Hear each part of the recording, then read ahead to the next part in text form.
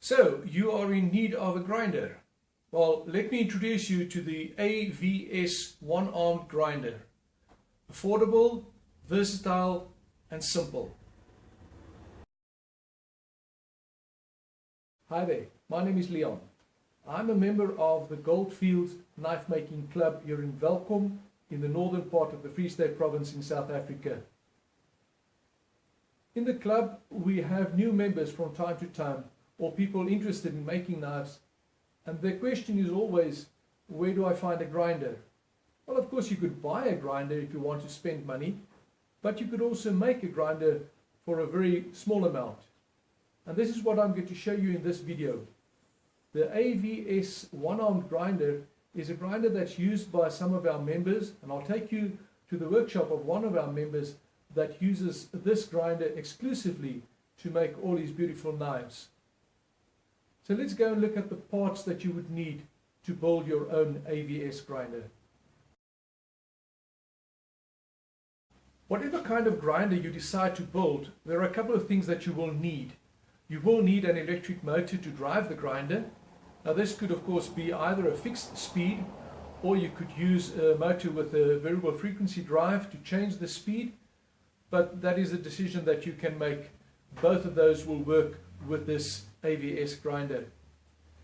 You will also need a drive wheel on the motor, which could be either one that you buy off the shelf, commercial one, or you could turn your own using either steel or aluminium or aluminum for our American friends, or you could make it out of wood. I've seen all of those. Again, that I will leave to you. On the front end of the grinder you will need a contact wheel or a vertical platen or a small wheel attachment or one of those. And again, in this video we are not focusing on that aspect of the grinder. We will simply look at the hardware that you can put together to make your own grinder. Here we have the whole grinder in front of us. The grinder consists of a long arm, this one here, of 38 by 38 millimeter square tubing. This one is 1.6 millimeters wall thickness, but it could be 2 millimeters as well if you want to. It is important to realize that none of the specifications are set in stone, so if you want to experiment a little bit, that is fine. At the back of this piece of square tubing you have a mounting plate. The motor is mounted on the back here. It's got two stays over here just to keep it sturdy, and some holes that you will make according to the motor that you use. Then you'll need two further pieces of steel. This one is a round bar with a size of about 19 millimeters. I think this one is 16 maybe. That depends on the size of the drill that you have available, and I'll show you where you're going to drill the holes just now. Here we have a piece of angle iron, and again the length I will show you later on in the video. Apart from that, you'll need some small bits of hardware, of which this one is the most complicated. If you have a nice look at it, you'll see it's not that complicated. This one was made specifically for the machine. You could also make it out of a piece of lip channel, and you have these two holes.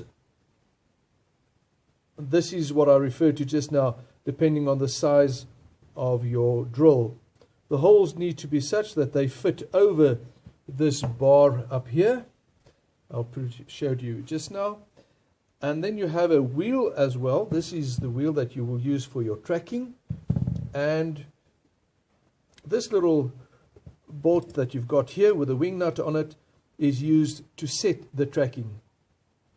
You have a spring that also goes onto the round bar, and beneath it you'll have this little clamp just to keep the bar tight so that you have some tension on the belt. On the front part you have this, another piece of square tubing that slides over here on the front. We'll put it together just now, but this slides over at the front here, and through that hole you can then mount your contact wheel on the front.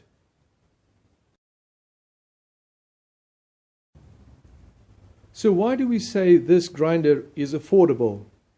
Well, I showed you exactly what materials you need, and you could get all of that probably either in your own garage or in your junk box, or you could go to a scrapyard and pick them up for next to nothing.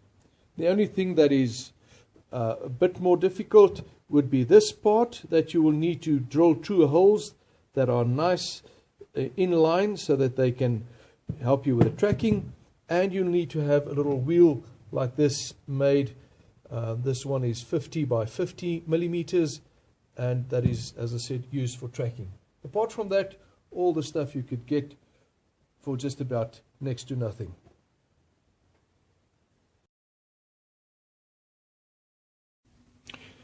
The V in AVS stands for versatile, and that refers to the front end, the business end of the grinder. On the front here, with this attachment or something similar, you can attach whatever you need on the front of the grinder. You could either be a contact wheel like this, or a vertical platen like this one that has seen better days, or even a small wheel attachment like this one, where you use these small wheels for small holes that you want to grind. I will show you the workshop of one of our members and show you the different configurations that he has in his workshop with the same AVS grinder. The S in the AVS grinder name refers to simple, and as you can see, it is a very simple grinder to put together. You need to be able to weld this back plate with the two braces over there. You need to weld this rod onto the piece of square tubing over here. What I did, I put in two big nuts and I drilled a hole right through, and this one needs to be welded up on here. This that I have here and on the other one on this side, these are just for mounting, and it's not important. You can do that whichever way you need to mount it, on your table or wherever. This fitting for the contact wheel is just a piece of square tubing with another plate welded onto the back.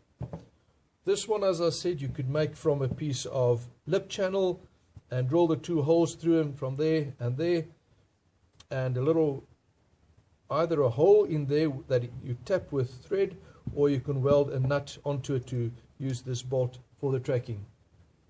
And it is really as simple as that.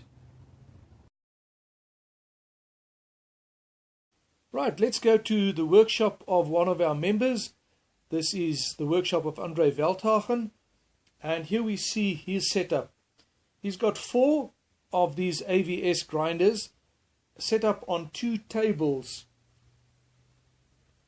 If you look closely at the 2 photos, you will see that some of them are made to work on the right hand side of the square tube arm, and some are on the left hand side. You will see also that the one machine is tilted on its side so that it could use the small wheel attachment. Now let's look at the different configurations that you can use with this AVS grinder. Here we have a large vertical platen fitted to the front. This one has a large contact wheel, and there's another contact wheel, and we'll get back to that, why the 2 contact wheels. And the 4th machine has a small wheel attachment with a table to use for grinding small curves on the handles, etc. Now this small wheel attachment can also be changed to fit a large wheel in a horizontal position if you want to make a large curve. Here we can see the same setup from the bottom, give you an idea how it is made to fit. There is always a question about the height of the machine. You need to adjust the machine so that it is comfortable for you to work. Here you see Andre working on one of his machines.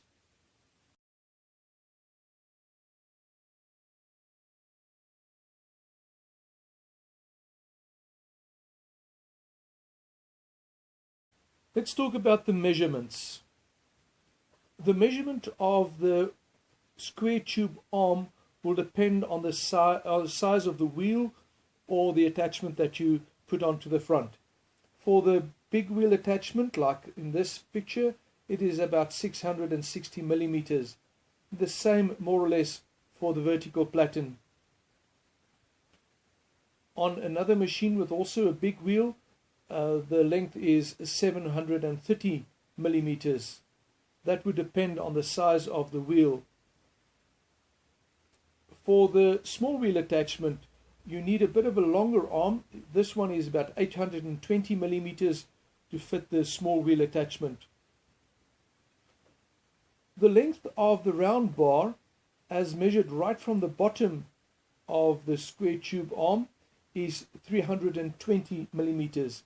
It is important that the round bar goes right through the square tube, both bottom and top, so that it provides extra stability. The piece of angle iron that is welded next to that is about 280 millimeters from the top. So how does the tracking work? The tracking on this machine is very simple. You start off by aligning the tracking wheel and the drive wheel and the contact wheel all in the same plane, as you would see on the photo. Then if you want to adjust the belt to either side of the contact wheel, you turn the little bolt that you've got there. This one is just a normal bolt that you use a spanner on or a wrench. You could fit wing nuts to it, as I did in one of the other photos, just to make it easier. And here you can see the tracking wheel attachment from different angles.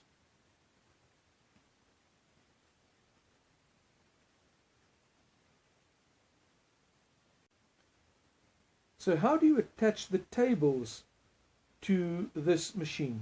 Well, there's a little secret to it. If you want to attach a table like this one indicated on this picture, the secret lies behind that bolt. Let's take it out and see what it looks like. There Andre is taking out the contraption that's inside, and let's look at it closer. It is 4 pieces of metal cut through 45-degree corners in this configuration. The piece in the front has a hole right through it, and the piece at the back has thread cut into it.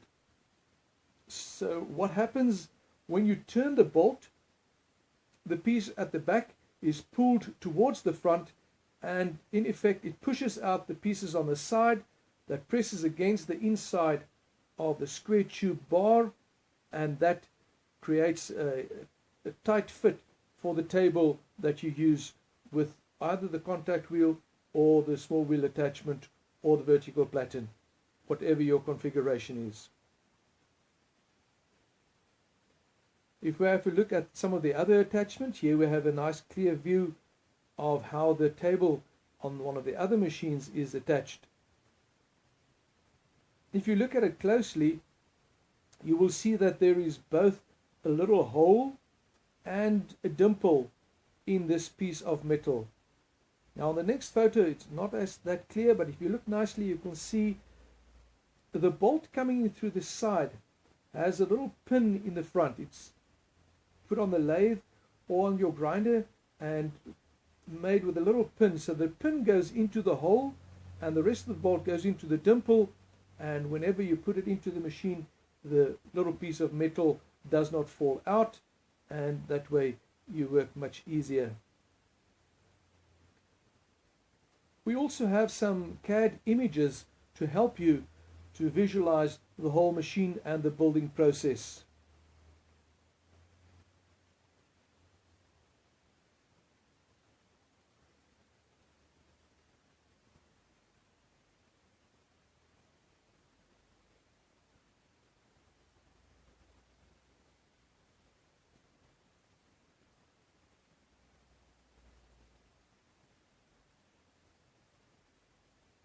Let's look at a CAD video that rotates the machine from all sides so that you get a better 3D image in your mind.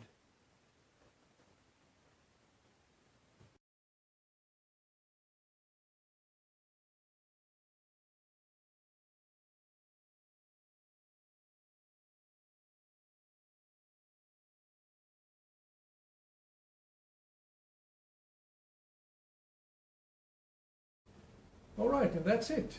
There you have the whole AVS one-arm grinder with all the details. Maybe it's something you need to consider. For further information, you're welcome to contact me. The details are listed below the video or at the end, or you could look up the club on Facebook. The link is also provided at the end of the video. Thank you for watching. Goodbye.